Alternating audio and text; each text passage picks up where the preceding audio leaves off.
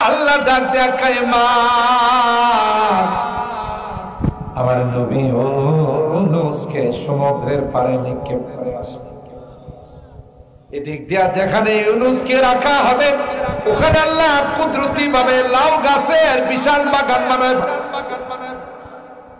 আপনারা দেখবেন যেখানে লাউ গাছ আছে ওখানে মশা মাছি থাকে, নাহলে কালকে যায় দেখেন এই জায়গাতে লাউ গাছ আছে, লাউ গাছের অ্যাকশন হলো ওখানে মশা মাছি বসবাস করে না।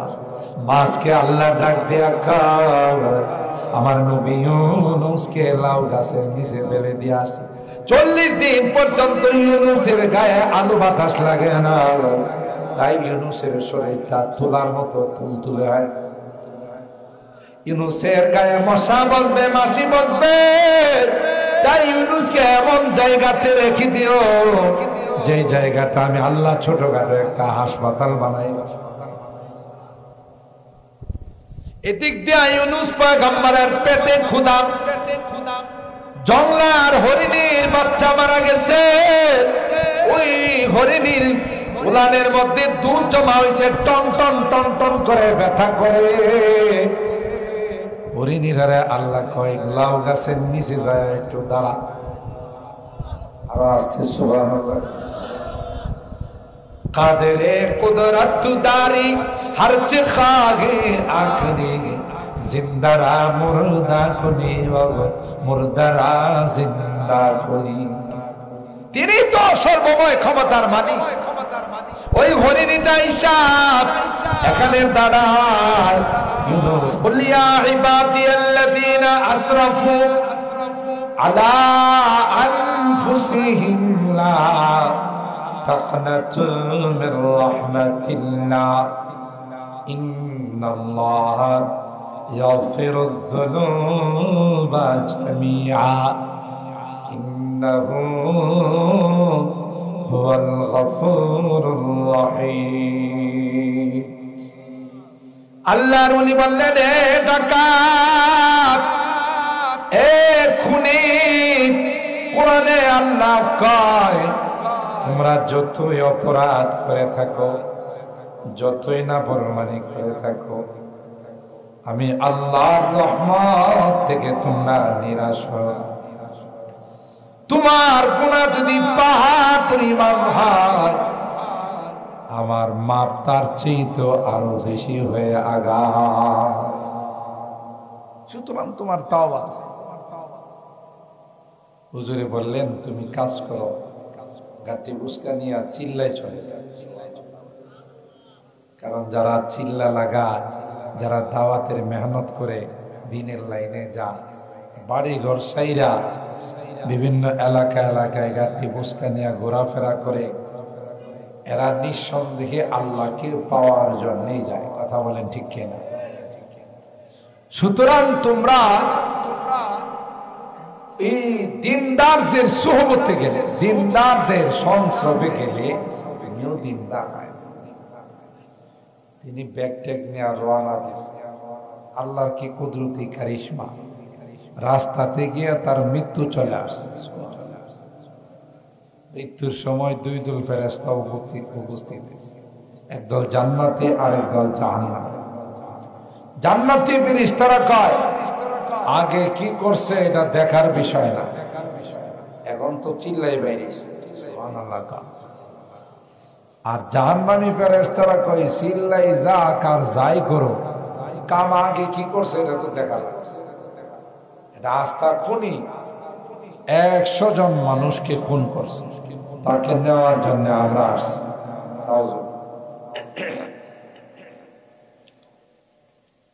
দুই দল ফেরেশতার মধ্যে রীতিমতো নিয়মিত যুদ্ধ। এরা কয় জান্নাতে নিয়ে যাব, এরা কয় জাহান্নামে। আল্লাহ জিবরাইল আলাইহিস সালামকে পাঠাইছেন। সুবহানাল্লাহ।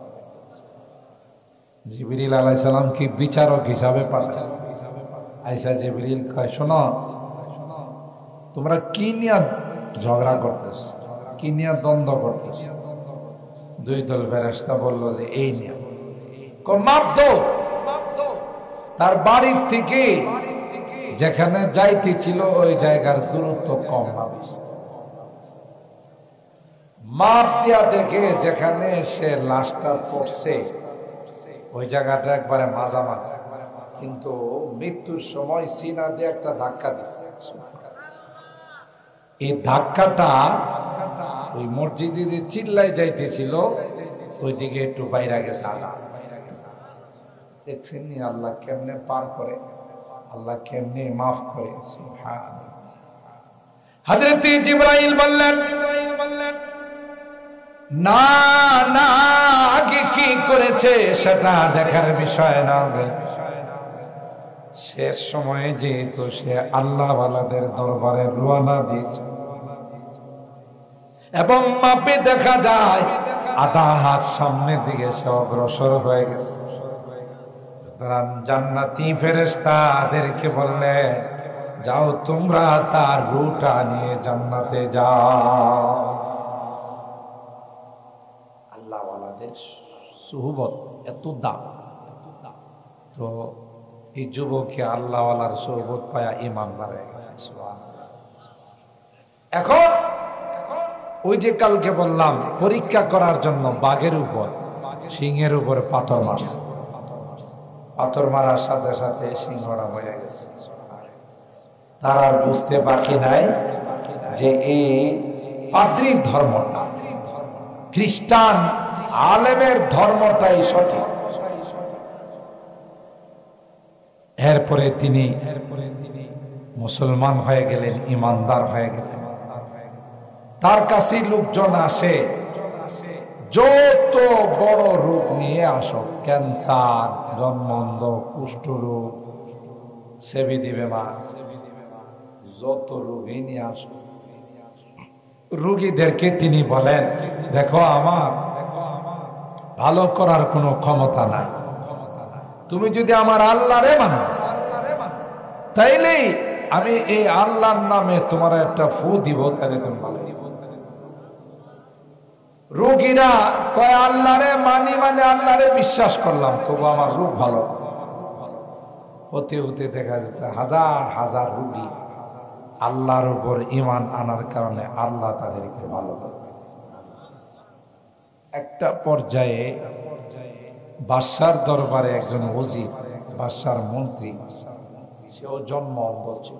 বাদশার আবার বন্ধু ছিল, বাদশা ইউসুফ নওয়াজ।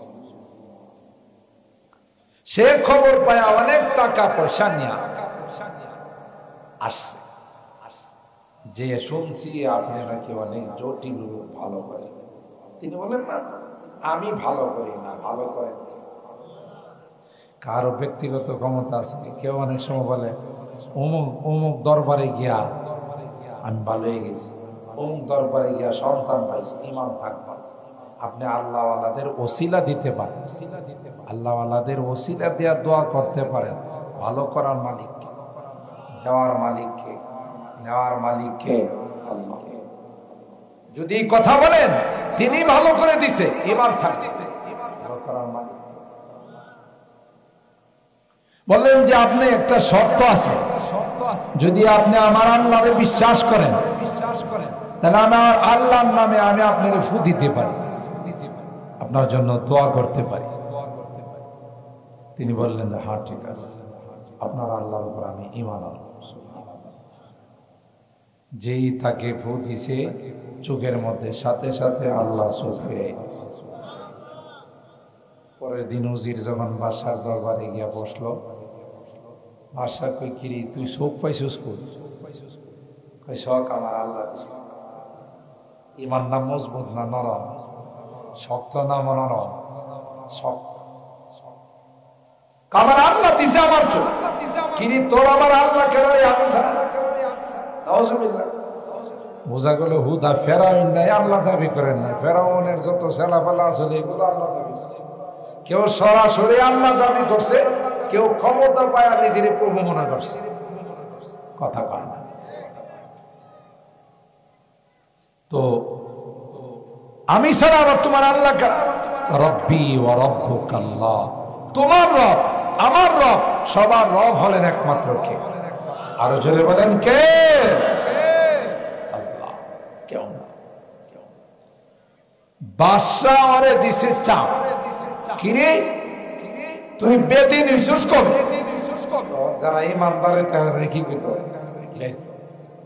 তুই আমার বেদিন হইলে কবে তুই আমার আরেক ধর্ম পালন করলে কবে আর এই ধর্মের দাওয়াত পাইছস কারমা এ কথা কইছে পরে যখন শাস্তি দিছে তখন এই যুবক আরে এই মন্ত্রী যুবকের কথা কয়ে দিছে আমি যুবকের কাছ থেকে ইমান পাইছি সুবহানাল্লাহ সংক্ষেপ বলতেছি যুবকরে ডাকায় কয় তোমার না পাঠাইছিলাম জাদু শিখতে মনে আছে তো তোমার তো পাঠাইছিলাম জাদু বিদ্যাটা অর্জন করতে জাদু শিখতে তুমি জাদু কি পরিমাণ শিখছো যুবক বলেন না আমি দুইটার মধ্যে পরীক্ষা করলাম একটা হলো জাদুকর আরেকজন হলেন আল্লাহর ওলি পাথর দিয়ে পরীক্ষা করার পর আমার কাছে প্রমাণ হয়ে গেল জাদুকর হলো মিথ্যু আর আলেম হলো সত্যবাদী তাই ওই আলেমের ধর্মকে আমি বিশ্বাস করে নিলাম আমি এক আল্লাহকে বিশ্বাস করে নিলাম এ ভাই বলল ওই আলেম কাড়ারি এই তো ফেস্টা লাগাইছে ওই আলেমকে যার কাছে গিয়ে তুমি ঈমান পায়া গেলা যুবক বললেন অনেক চেষ্টা করার পর যুবক বলে না কারণ উস্তাদ তাকে বলে দিয়েছিলেন তোমার উপর অনেক নির্যাতন আসবে তোমার উপর অনেক কষ্ট আসবে মুসিবত আসবে আমার কথা কিন্তু বাদশাকে বলে দিও না তাই যুবক কোনোভাবে আর শিকার খাইতেছে একটা পর্যায়ে অতিরিক্ত টর্চারিং অতিরিক্ত যখন অত্যাচার শুরু করলো যুবক হয়ে দিয়েছে ওই যে কুড়ের ঘরে সনের ঘরে এক বুড়া থাকে এইলো আসল ওই জালেম আল্লাহর ওলিকে ডেকে আসমানি কিতাবের আলেমকে ডেকে বলল তুমি তো সব পেস লাগাইছো যে যুবককে আমি পাঠাইলাম জাদু বিদ্যা শিক্ষার জন্য সে জাদু বিদ্যা না শিখা তোমার কাছ থেকে কি যেন শিখলো আর এটার এত পাওয়ার যে পাওয়ারে রাষ্ট্রের অনেকে তার উপর ঈমান এনে ফেলছে ওই উস্তাদকে মাথার মধ্যে কড়া দিয়া 2 খণ্ড করে আর জোরে না ক্ষমতা থাকলে যারা ক্ষমতার অপব্যবহার করে আল্লাহ যখন শাস্তি দেয় তখন দিনের ডাক না দিলে অতীত তাই বলে ক্ষমতায় থাইকা যদি আমার বিরোধে যারা আছে এদেরকে যদি আয়না করে এদেরকে লাল ঘরে এদেরকে হামলা মামলা গুম খুন আল্লাহ কয় সবাইকে গুম খুন করে তুমিও কিন্তু রক্ষা जो जलाता है किसी को खुद जलता है जरूर जो जलाता है किसी को खुद जलता है जरूर शमा भी जल जाता है परवाना जल जाने के बाद शमा भी जल जाता है परवाना जल जाने के बाद আরেকজন জ্বালাইলে নিজেও জ্বলাইলে বাংলাতে একটা কথা আছে না আরেকজন দূর হয় বা তোমারও দূর তোমার সুতরাং আরেকজনের উপরে খুন খুন হামলা মামলা অত্যাচার নির্যাতন করে তুমিও কিন্তু একদিন ধরা পড়বে যারা গুণ খুন মামলা করছে এরা এনা আছে কইছিল পলাবন বড় গলায় কইছিল পলাবন এখন সবাই কয় আমরা আইছি, আমনে কয় কয় আমি পলাই গেছি। আর বারবার দেখা গেছিল খেলা হবে, সবাই খেলতে গেছে, এদের পায় না।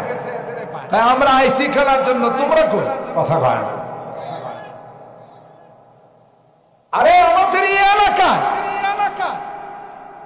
হেফাজতের নাম দিয়া, জঙ্গিবাদের নাম দিয়া মানুষগুলো রমজান মাসে ঘুমাইতে পারে না। এদের মধ্যে বোম্বের মধ্যে গিয়ে সিঁড়ি খাইছে। কি সেই রকমের অপরাধ ছিল যে অপরাধের কারণে মানুষগুলোকে রাত্রে বাড়িতে থাকতে দেওয়া।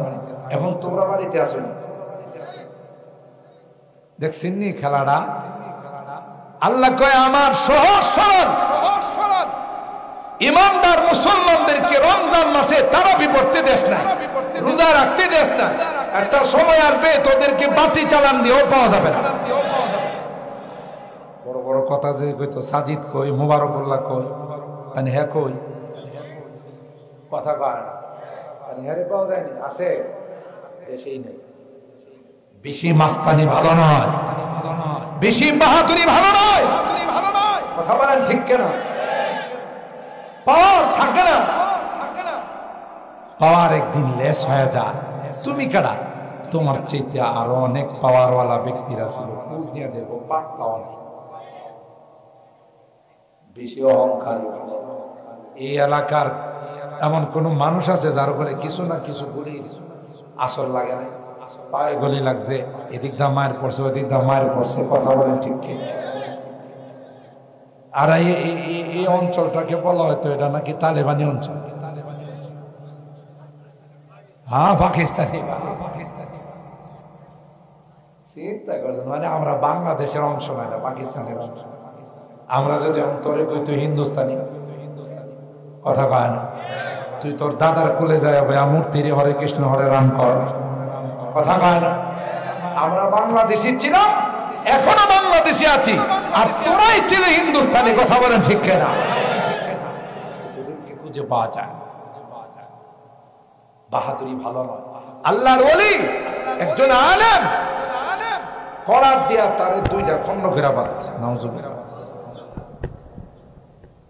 এরপর আব্দুল্লাহ তামেরকে সুজা বাদশাহ বলে দিল, আব্দুল্লাহ তামের তোমার এখন পালা।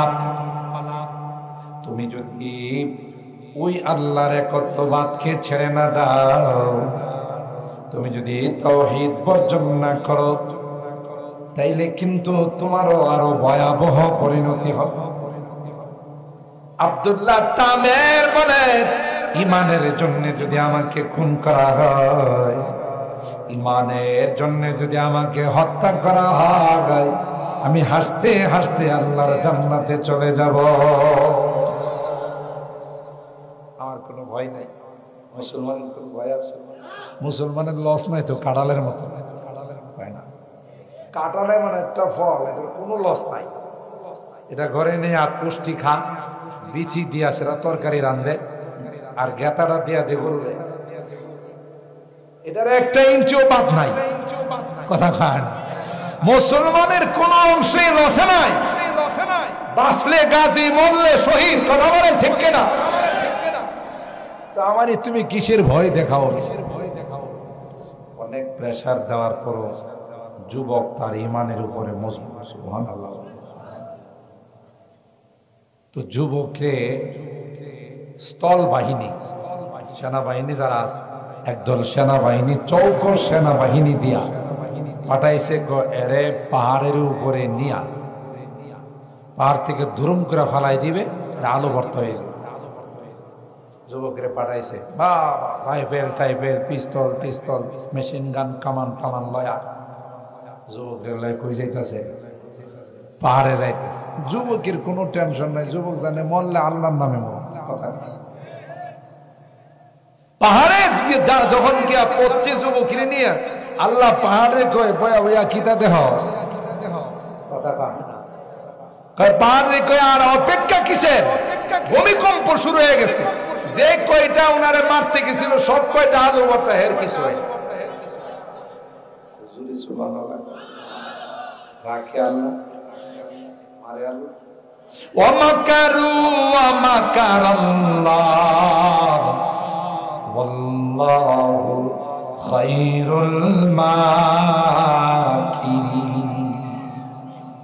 আল্লাহ বলেন না না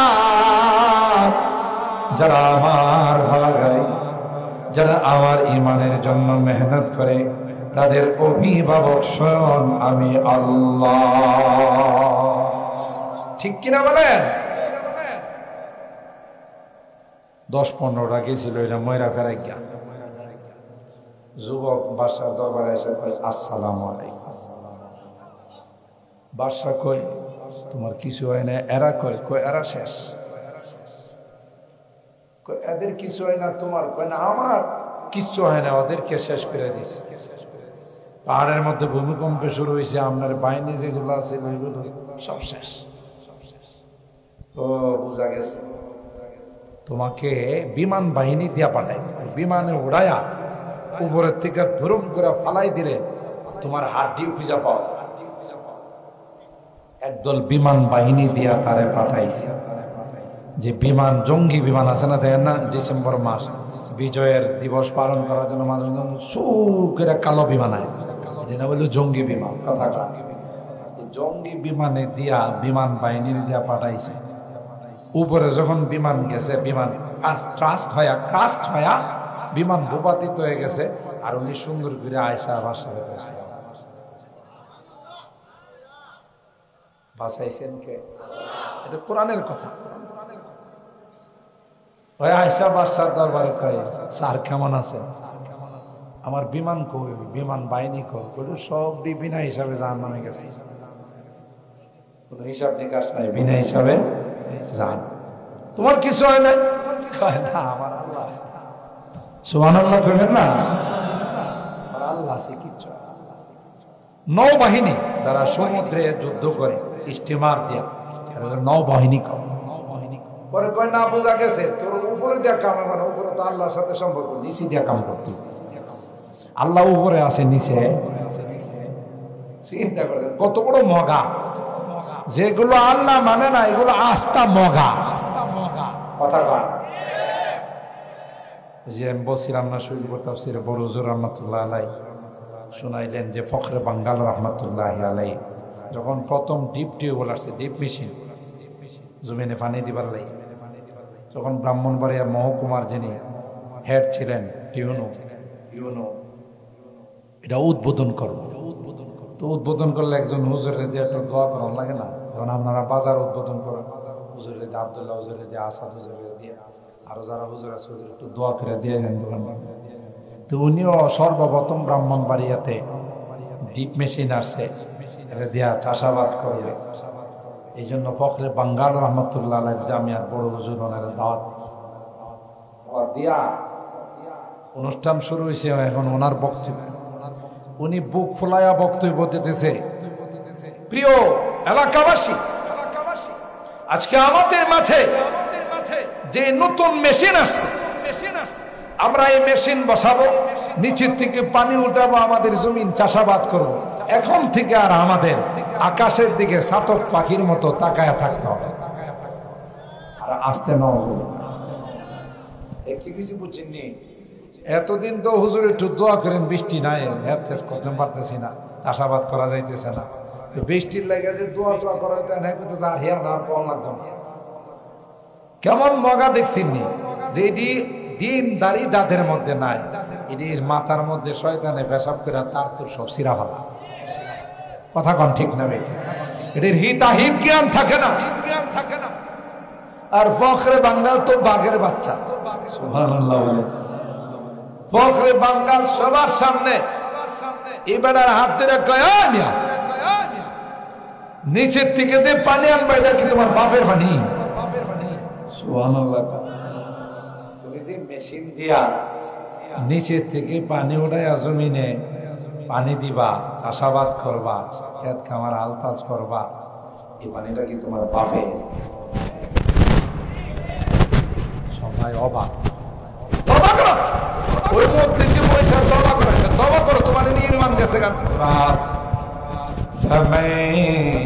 ইয়াতিকুম বিমা ইম্মাই। এ পয়গম্বর, বিশ্বের মানুষকে আপনি জানিয়ে দিন পয়গম্বর, আসমানের পানির মালিক কে? আরো জোরে বলতে হবে কে? জমিনের পানির মালিক কে? আল্লাহ বলেন জমিন থেকে টিউবওয়েলের মাধ্যমে, টিপের মাধ্যমে যে পানি তোমরা উঠাও, ওই পানিটাও যদি আমি আল্লাহ নিচে নিয়ে যাই, তোমার বাপ দাদা 14 গোষ্ঠী পানি উঠাইতে পারবে না।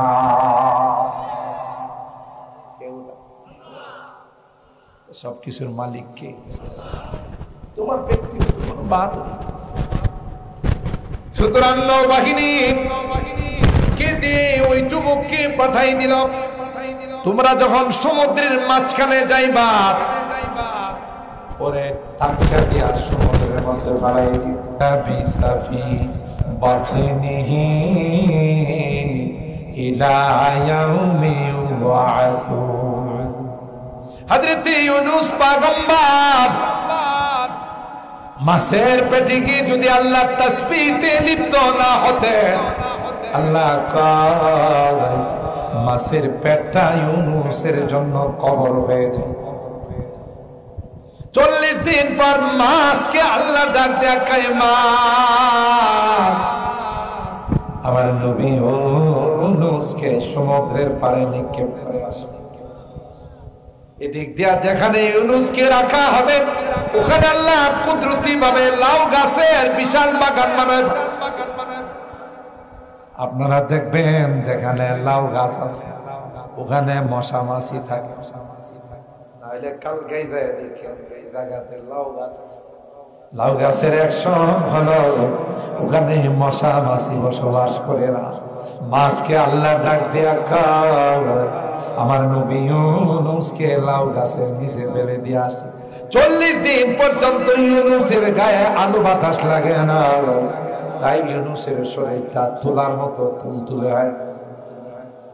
ইউনূসের গায়ে মশা বসবে, মাছি বসবে, তাই ইউনূসকে এমন জায়গাতে রেখে দিও যে জায়গাটা আমি আল্লাহ ছোটখাটো একটা হাসপাতাল বানাই। এদিক দিয়ে ইউনূস পয়গম্বরের পেটে ক্ষুধা, জংলার হরিণীর বাচ্চা মারা গেছে, ওই হরিণীর উলানের মধ্যে দুধ জমা হয়েছে, টন টন টন টন করে ব্যথা করে। হরিণীরা আল্লাহ কয় লাউ গাছের নিচে যায় একটু দাঁড়া, আরো আসতে সুবহানাল্লাহ। কাদেরে কুদরত দারি হরচ খাগে আখনি, জিন্দারা মুর্দা খুনি মুর্দারা জিন্দা খুনি। তিনি তো সর্বময় ক্ষমতার মালিক। ওই হরিণীটা হিসাব এখানে দাঁড়ায়, ইউনূস নবীর আল্লাহ কয় বয়া রইছেন কি লাগি খান। ইউনূস পয়গম্বর হরিণীর পানে টান দেয়া দুধ খায়, হরিণীটারও মজা লাগে। এদিক দিয়ে ইউনূস পয়গম্বরের পেট ভরে যাইতেছে। আগের দিন পরের দিন যখন আবার দুধ জমা হয়েছে, হরিণীটা কয় ওই হাসপাতালে গেলে চিকিৎসা পাওয়া যায়। দেখছেন নি কাবার কোরআনের কথা। ফানাবাযনাহু বিল আরা'i ওয়া হুয়া সাকিম ওয়া আমবাতনা আলাইহি শাজারাতাম মিন ইয়াকতিন। ইয়াকতিন মানে লাউ গাছ। তোমার কিছু হইল না কম, তাহলে অসুবিধাটা কোথায়? কোনো অসুবিধা নাই, সব সুবিধা। কথা কয় কোনো অসুবিধা নাই, সব কি মালিকরা আমি রাজি করছি। শুনেন, আপনি যত বাহিনী দিয়ে আমার চেষ্টা করবেন, আমার কানেকশন হলো মালিকের সাথে, আপনি পারবেন না। আমার একটা পরামর্শ আপনার, যদি আপনি সফল হতে চান, গোটা রাষ্ট্রের সবাইকে ইজতেমার মাঠে জমা করেন, যত জনগণ আছে সবাইরে জমা করেন। আমি যে সিস্টেমে বলবো সেই সিস্টেমে যদি আমারে মারতে পারেন, তাইলে আমি মরবো, না হলে আমি সারা জিন্দিগি। কোন সিস্টেমে কম মাঝখানে সব লক্ষ লক্ষ মানুষকে জমা করে মাঝখানে আমার এক জায়গায় উঁচা একটা জায়গার মধ্যে দাঁড় করায় রাখ।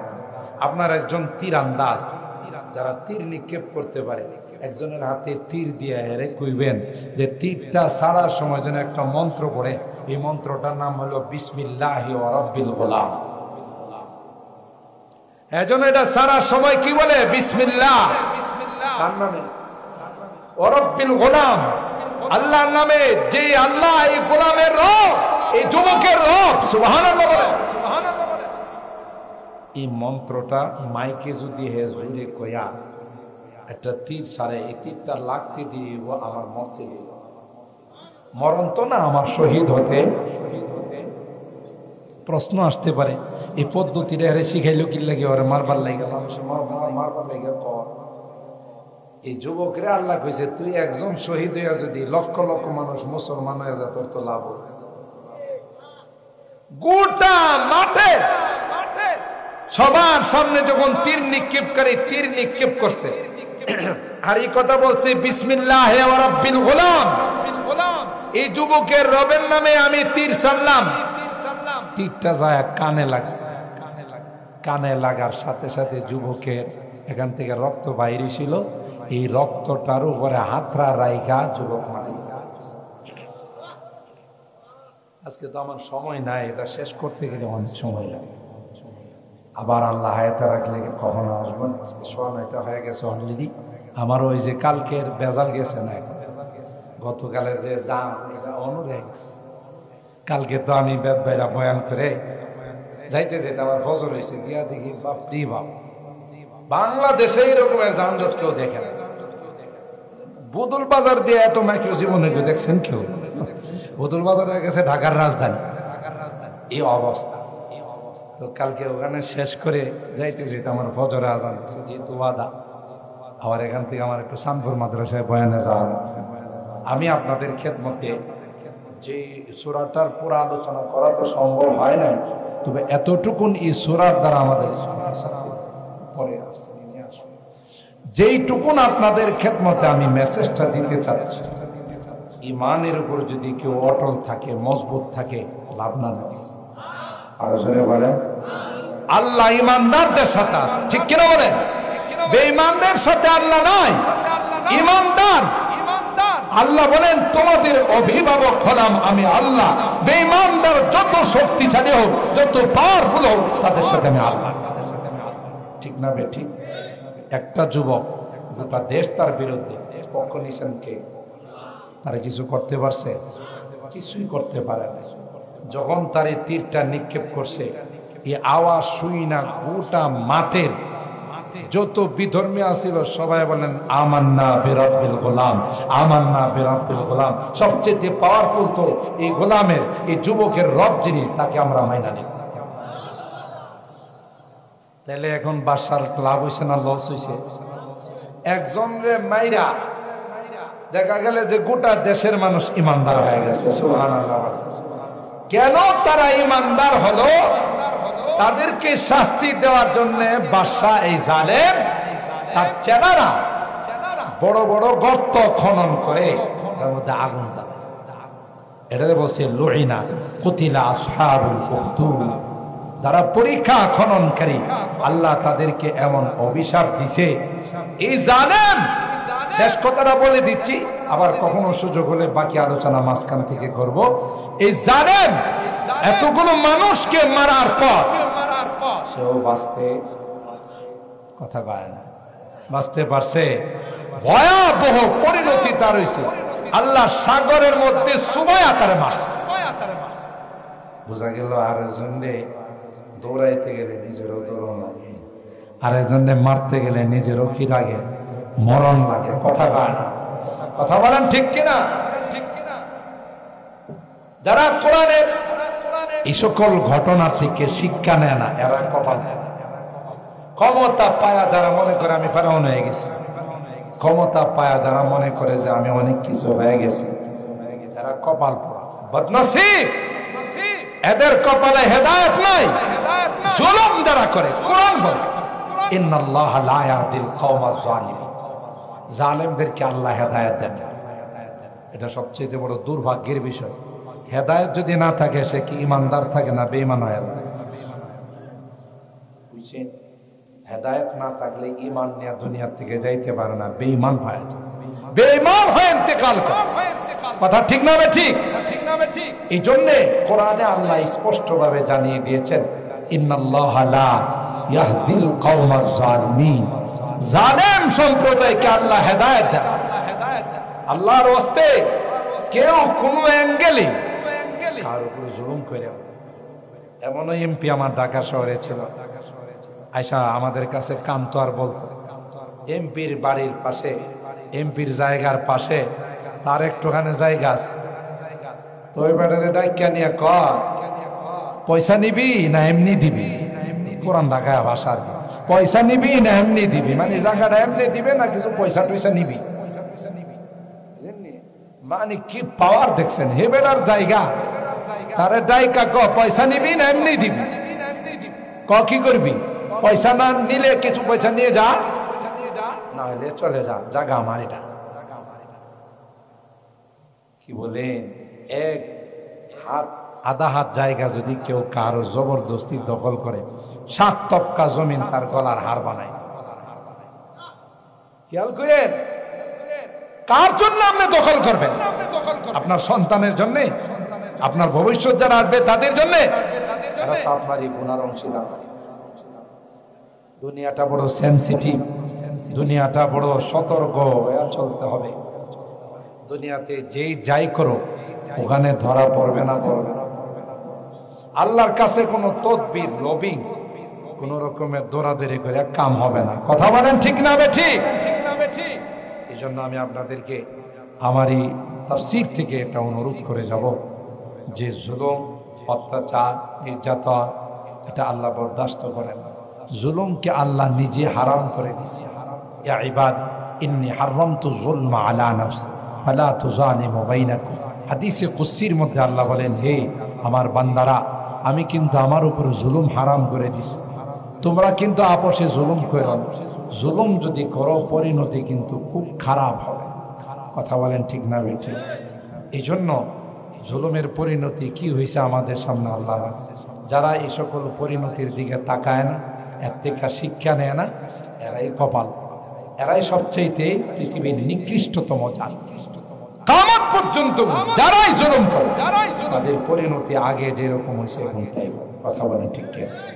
আল্লাহ পাক আমাদেরকে সব রকমের জুলুম, অত্যাচার, নির্যাতন, গুনাহ থেকে